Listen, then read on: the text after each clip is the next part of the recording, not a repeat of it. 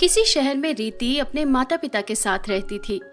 पिता तारकनाथ चाहते थे कि उनके घर बेटा पैदा हो, मगर भगवान ने उन्हें बेटी दी, जिसके कारण वे अक्सर मायूस हो जाते।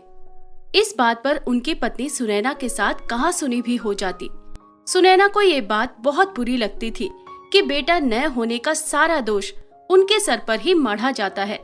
वो अपनी बेटी रीति को ही बेटा मानती थी और उसे बहुत प्यार करती थी। रीति को भी अपने पापा के स्वभाव के बारे में मालूम था और वो इस ताक में रहती थी कि वो कोई ऐसा बहादुरी का काम करे जिसकी वजह से पापा उसकी तारीफ करे। एक दिन की बात है, वो अपनी सहेली प्रिया के साथ रेस्टोरेंट में कॉफी पी रही थी। तभी वहाँ उसने एक व्यक्ति को गिड़गिड़ाते देखा। देखिए, मेरा यकीन मानिए, मुझे पता ही नहीं चला कि कब मेरी जेब कट गई। जेब कतरे ने मेरी जेब से पर्स के साथ मोबाइल फोन भी चुरा लिया, इसलिए मैं पैसे नहीं दे पा रहा हूँ। मैं कल आकर पैसे दे जाऊंगा। ये सब तुम्हारे बहाने हैं, समझे?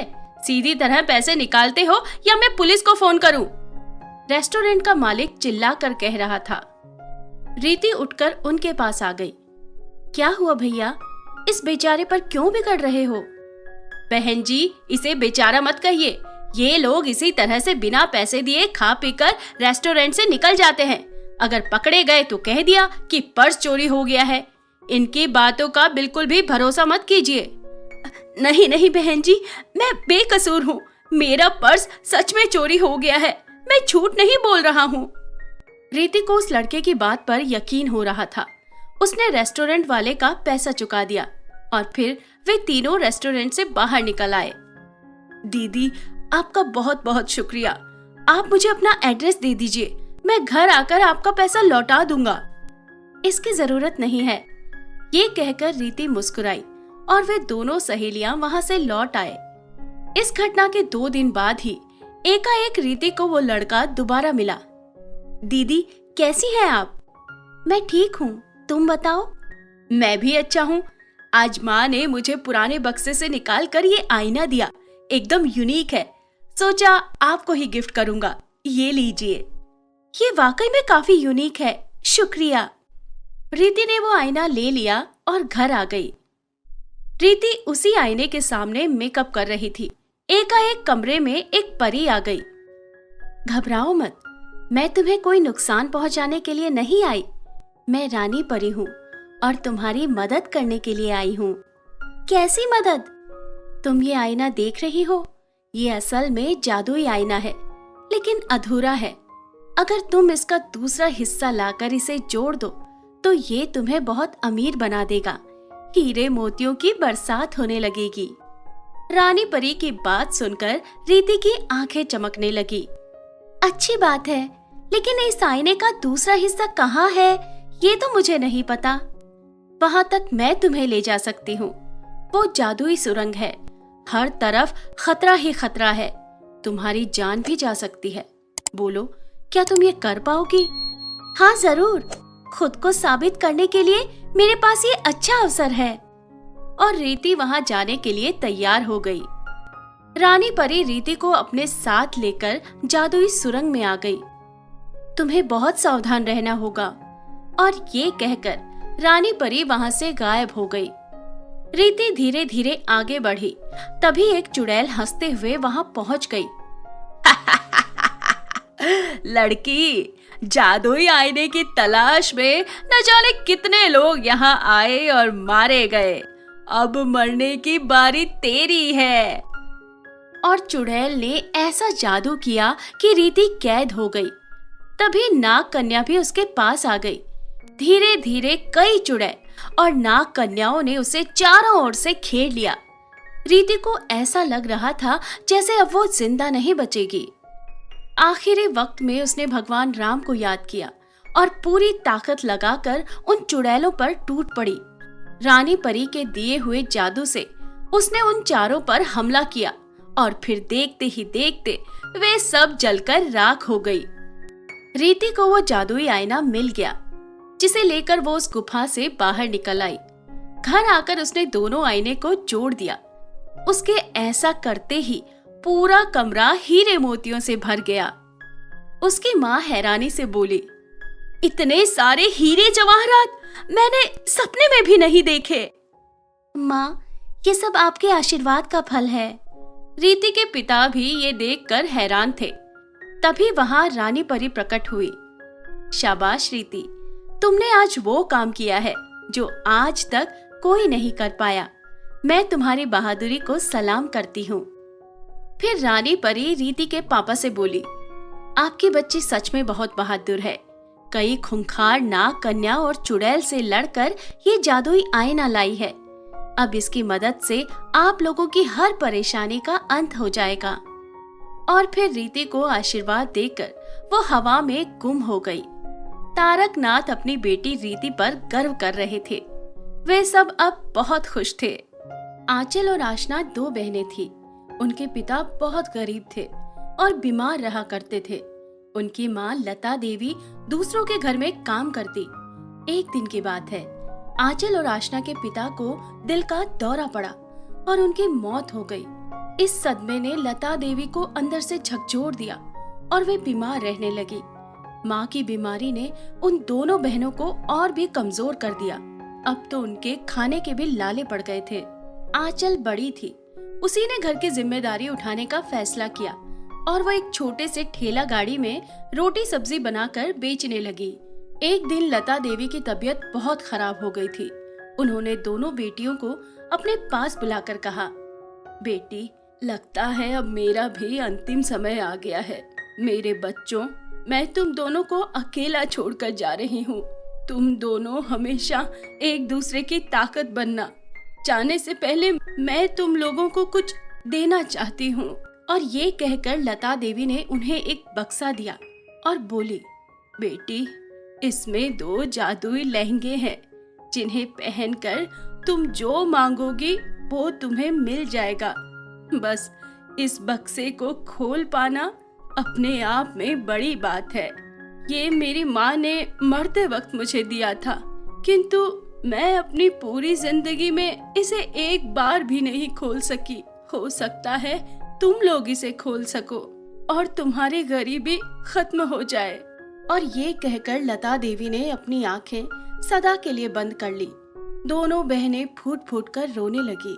लता देवी के मरने के कई दिनों बाद तक दोनों बहनें बहुत गुमसुम सी रहती थी, मगर धीरे धीरे सब कुछ सामान्य होता चला गया। आशना पढ़ाई कर रही थी और आंचल दुकान चला रही थी। अक्सर वे दोनों बहनें बॉक्स और जादुई लहंगे के बारे में बात करते। आखिर ऐसा क्या रहस्य था उस बॉक्स में कि कोई उसे खोल ही नहीं पाता था। दोनों बहनों ने उस बॉक्स को खोलने की बहुत कोशिश की, मगर नाकाम रही। एक रात जब वे दोनों बहनें गहरी नींद में सो रही थी, एक चोर चुपके से उनके घर में घुसा और उसने इधर उधर देखा। कोई कीमती चीज न पाकर उसने लहंगे वाला बॉक्स लेकर भागना चाहा, मगर तभी आंचल की आंख खुल गई और उसने दौड़कर चोर को पकड़ लिया। तुम्हें चोरी करते हुए शर्म नहीं आती? मैं अभी पुलिस को फोन करके बुलाती हूँ। तुम चोरी करने के बजाय कुछ काम धंधा क्यों नहीं करते? बहन जी, मुझे माफ कर दीजिए। मुझे पुलिस के हवाले मत कीजिए। मैं बहुत गरीब हूँ और मेरी बूढ़ी बीमार माँ घर में है। उनके इलाज के लिए मुझे पैसे चाहिए थे। मैंने अपने कई दोस्तों के आगे हाथ फैलाए, मगर किसी ने भी मेरी मदद नहीं की। मजबूर होकर मैं चोरी करने चला आया। चोर की बात सुनकर आंचल और आशना को उस पर दया आ गई। तुम्हारा नाम क्या है? राकेश। सुनो राकेश, आज से तुम हमारे भाई हुए। मेरे खाने पीने की एक दुकान है। कल से तुम दुकान पर काम करोगे और तुम्हारी माँ के इलाज के लिए हम तुम्हें पैसे देंगे। तुम बिल्कुल भी चिंता मत करना। अगले दिन से राकेश आंचल की दुकान में काम करने लगा। एक दिन की बात है, एक छोटा सा बच्चा रोते हुए आंचल की दुकान में आया और कहने लगा, मुझे बहुत जोरों की भूख लगी है। क्या आप मुझे कुछ खाने को देंगी? हाँ हाँ जरूर। और ये कहकर आंचल ने उसे खाने के लिए कुछ दिया। फिर बोली, बेटा तुम्हारे माँ बाप कहाँ रहते हैं? आंटी, मेरा कोई भी नहीं है, मैं अनाथ हूँ। और वो बच्चा फूट फूट कर रोने लगा। बच्चे की बात सुनकर आंचल की आंखें भी नम हो गई।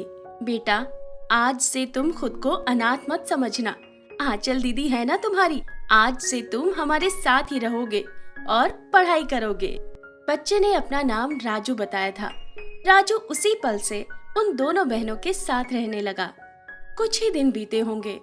एक दिन आंचल अपनी दुकान पर ही थी। राकेश उसकी दुकान पर काम कर रहा था। अचानक उसने देखा कार दुर्घटना में एक बूढ़ा व्यक्ति बहुत बुरी तरह से घायल हो गया था। आंचल जल्दी से दौड़ी और फिर वो उस बूढ़े व्यक्ति को पास के अस्पताल लेकर आ गई। कई दिनों के इलाज के बाद वो बूढ़े बाबा पूरी तरह से ठीक हो गए। वो बोले, बेटी, यहाँ से 20 मील उत्तर में एक छोटी सी पहाड़ी है। वहाँ एक जादुई चाबियों वाला तालाब है जो तुम्हारी राह देख रहा है। जाओ बेटी, देर मत करना। और वो बाबा अचानक ही हवा में गायब हो गए। आंचल की हैरानी की इंतहा ना रही। आखिर वो बाबा कौन थे और चाबियों वाले जादुई तालाब के बारे में क्यों बता रहे थे? आंचल को कुछ भी समझ में नहीं आ रहा था। आंचल ने पहाड़ी की ओर जाने का फैसला कर लिया।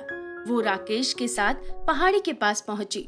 बहुत ढूंढने के बाद उसे चाबियों वाला तालाब दिखाई दिया। आंचल बेटी, यहाँ आने में कोई तकलीफ तो नहीं हुई? जादुई तालाब कहने लगा, मैं सालों से तुम्हारे आने का इंतजार कर रहा था। बहुत परेशानी में होते हुए भी तुमने लोगों की बहुत मदद की। इसकी वजह से अब तुम जादुई लहंगे के बॉक्स की चाबी ले जा सकती हो। इस पर अब तुम्हारा अधिकार है। और ये कहकर जादुई तालाब ने उसे चाबी दे दी। आंचल वो चाबी लेकर घर आ गई और फिर उसने जादुई बक्सा खोल दिया। उस बॉक्स के अंदर 2 जादुई लहंगे थे, जिन्हें देखकर दोनों बहनों की आंखों में खुशी की चमक आ गई। दोनों ने वो लहंगा पहन लिया। तभी लता देवी की आत्मा ने उनसे कहा, बेटी, तुम लोगों की अच्छाई देखकर मेरी आत्मा बहुत प्रसन्न हुई।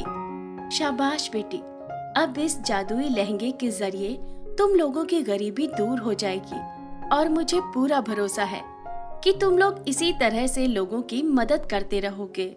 हाँ माँ, बस हमें आपका आशीर्वाद चाहिए। लता देवी की आत्मा ने दोनों बेटियों को आशीर्वाद दिया। जादुई लहंगा पहनने के बाद हर दिन उनके घर में सोने और चांदी बरसने लगे। अब आंचल और आशना का बहुत बड़ा घर हो गया था। अब वे दोनों और ज्यादा लोगों की सेवा करने लगी। अब वे और भी ज्यादा खुश थी।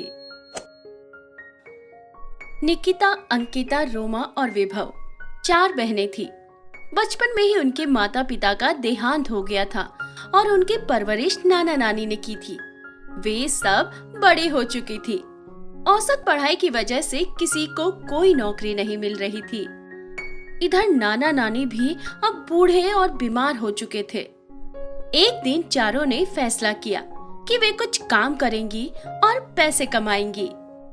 निकिता बोली, हम लोग अपनी अपनी काबिलियत के हिसाब से काम करते हैं। जैसे रोमा छोटे बच्चों को पढ़ा सकती है, विभव बहुत अच्छा खाना बनाना जानती है तो वो फूड का कोई छोटा बिजनेस शुरू करेगी और मैं और अंकिता लोगों के घरों में काम करना शुरू करेंगी। सब ने हामी भर दी, लेकिन कुछ दिनों बाद सब ने तय किया कि वे सब एक साथ खाने का स्टॉल लगाएंगी और इस तरह से चारों बहनों वाला पाव भाजी का स्टॉल शुरू हो गया। धीरे धीरे वे काफी मशहूर होने लगी। खाने की अच्छी क्वालिटी, कम कीमत और बढ़िया स्वाद की वजह से दूर दूर से लोग उनके स्टॉल पर आने लगे। एक दिन रानी परी वहां से गुजर रही थी। स्वादिष्ट पाव भाजी की खुशबू उसे स्टॉल तक खींच लाई। मैंने सुना है बहुत स्वादिष्ट पाव भाजी बनाती हो, मुझे भी तो चखाओ। जरूर। निकिता ने उसे पाव भाजी दिया। खाने के बाद वो बोली, अरे वाह, तुम लोगों के हाथों में तो जादू है। ऐसी पाव भाजी मैंने कभी नहीं खाई। मैं चाहती हूँ कि तुम लोगों को कोई इनाम दूं। और ये कहकर उसने एक जादू की छड़ी दी। ये जादुई छड़ी है। जब भी तुम्हें कभी कोई मुसीबत आए, इस जादुई छड़ी से उसका मुकाबला कर सकती हो। ये कहकर रानी परी वहां से उड़ गई। जादुई छड़ी पाकर चारों बहनें हैरान थी। एक दिन की बात है, वे चारों बहनें दुकान पर ही थी कि तभी कुछ लोग उनकी दुकान पर आए। सुनो, हम सब के लिए एक एक प्लेट पाव भाजी दो। अंकिता ने उन सबको पाव भाजी दी। वे सब खाने लगे।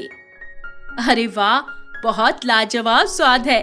जैसा सुना था उससे कहीं ज्यादा बेहतर है। खाने के बाद वे लड़के जाने लगे। भैया, आपने पैसे नहीं दिए। ये सुनकर वे चारों जोर जोर से हंसने लगे। तुम मुझसे पैसे मांग रही हो? तुम्हें पता है मैं कौन हूँ? कालू उस्ताद नाम है मेरा। ये पूरा इलाका मेरे नाम से डरता है, समझी? कान खोलकर सुन लो। मैं या मेरे आदमी तुम्हारी दुकान पर आए तो चुपचाप उन्हें पाव भाजी दे देना, वरना तुम नहीं जानती, हम लोग किसी का लिहाज नहीं करते, लड़कियों का तो बिल्कुल भी नहीं। और ये कहकर वे चारों हंसने लगे। भैया, पैसे तो आपको देने ही होंगे। क्या कहा? कालू उस्ताद से पंगा? मारो सबको। कालू उस्ताद का ये कहना था कि चारों बदमाश उन पर टूट पड़े और उन्हें मारने लगे। इन बहनों ने उन बदमाशों का मुकाबला करने की बहुत कोशिश की, मगर वे उन हट्टे कट्टे गुंडों से लड़ नहीं पा रही थी। तभी निकिता का ध्यान जादुई छड़ी की ओर जाता है और वो जादुई छड़ी से जादू करती है। ऐसा करते ही सारे बदमाश हवा में कलाबाजियां खाने लगते हैं। अरे कोई बचाओ, ये क्या हो रहा है? कोई नीचे उतारो। हाय हाय, मैं मर जाऊंगा। राजन, छोटू, कुछ कर, मुझे नीचे उतार।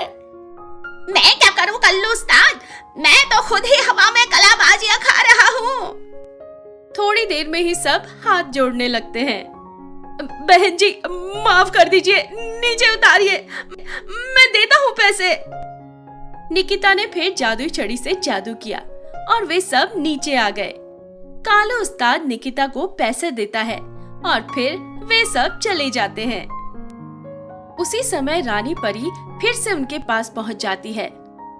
तुम लोगों की बनाई पाव भाजी ने तो मुझे दीवाना बना दिया है, तभी तो दौड़ी चली आई।